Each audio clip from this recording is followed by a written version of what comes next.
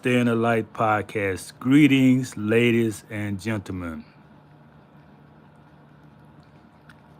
We're going to talk about these titles that is no longer being used. This is Stay in the Light podcast. If you didn't hear me the first time, and we emphasize staying in the light of truth, or the darkness will engulf you. Like this dark screen, black screen. You do know what a black screen implies, don't you? Okay, look it up. Look it up. If you do not know what a black screen implies, look it up. So I have a flood to share with you is coming, I have to share with you as I receive these messages because I don't want to forget them. I won't forget, but they'll be back in my mind, and they may come back days or weeks later. So I got to let you know. I got to share with you. That's my duty. And when I share with you, I receive more. So that's my payment. Sharing the knowledge to receive knowledge. I grew up when we was calling each other Mr., Mrs., Sir, Ma'am. Even a child, you may address them as Mr. or Mrs., Miss. Why do these things end? Well, my research showed me they had this so-called cultural revolution in the 60s where a lot of things start changing. That's when the dresses start getting shorter.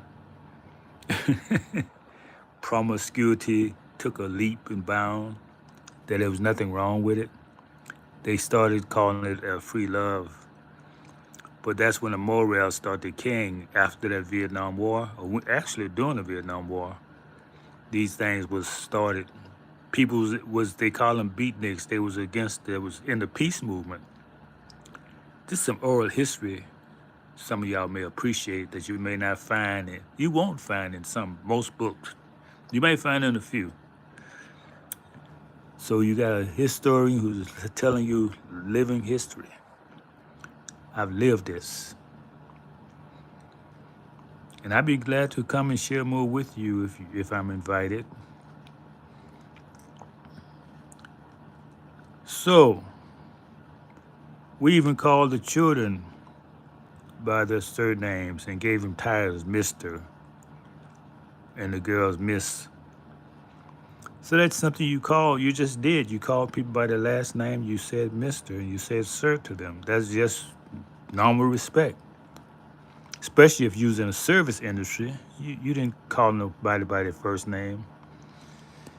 That became very common. Maybe about the late 70s, I recall. Actually before then, maybe late 60s and early 70s, they started dropping those titles. People started calling you by your first name, like, what? It was a shock because most people, before you call somebody first name, you have to get permission from them. So this so-called cultural revolution, I guess you can call it that, not like the one China had. This was a small scale. They start calling people by their first name. So I went through some research and said, well, I have an idea because I remember people stopped calling me Sir and stopped calling me Mister. And I really didn't pay too much attention to it until recently. I said, well, let me look at this. You know, when you ask questions to yourself, because you know you got the answer, you just got to do some research and find what you knew all along happened. Research only really to verify what you know. Otherwise, you wouldn't know what to research. So, you know, you also had this feminist movement during this time in the 60s. This was part of this cultural revolution. Women were fighting for equality. They had the right to vote, but they were still felt discriminated against. I don't know why. Well, I know why. They wasn't treated as men. So it became something women were against, using the term Mrs. or Miss, because see, there was a what you call a what do you call when something in society is against? If you wasn't married, you kind of looked at strangely. Yeah, if a woman's out here working and applying for work or whatever in a public, and she used the title Miss, then it revealed too much information. You know that she was available, and she maybe didn't want nobody to approach her, or maybe the other way around. She was married, but she wasn't really happy, so she didn't want to tell everybody she was married. That's the only reason why they adopted this title MS, which means guess. Guess, am I married or am I single? I'm not going to tell you. So I don't, you know why, as I just elaborated. Stigma, that's the word I was looking for. There was stigma against women call themselves married and unmarried. Not married, but unmarried. There was a stigma against women being unmarried. So that's why this movement came about, for people to stop calling them Miss.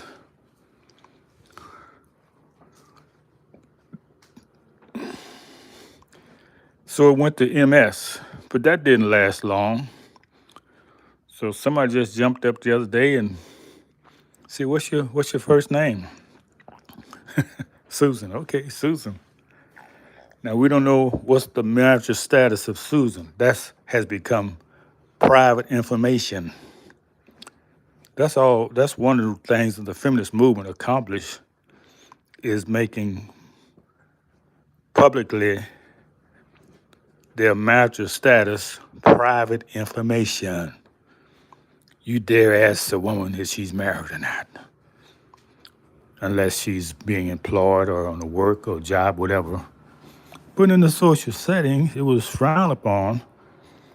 Why would you ask? She was. That was stigma.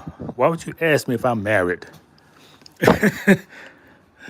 Maybe she was married and didn't want nobody to know it, and she's unmarried and didn't nobody know it, didn't want anyone to know it.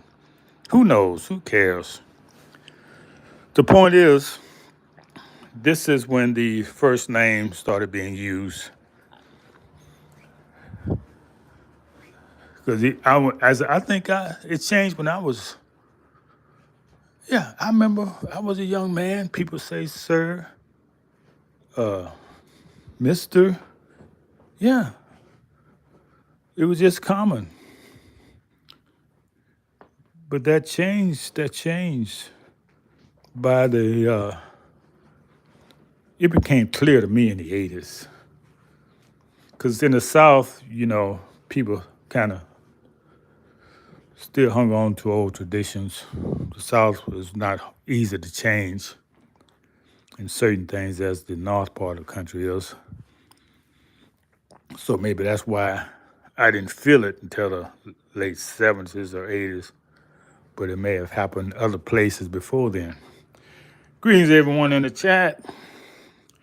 I'm not ignoring you, just got a point to make. And I don't see any questions about what I'm talking about.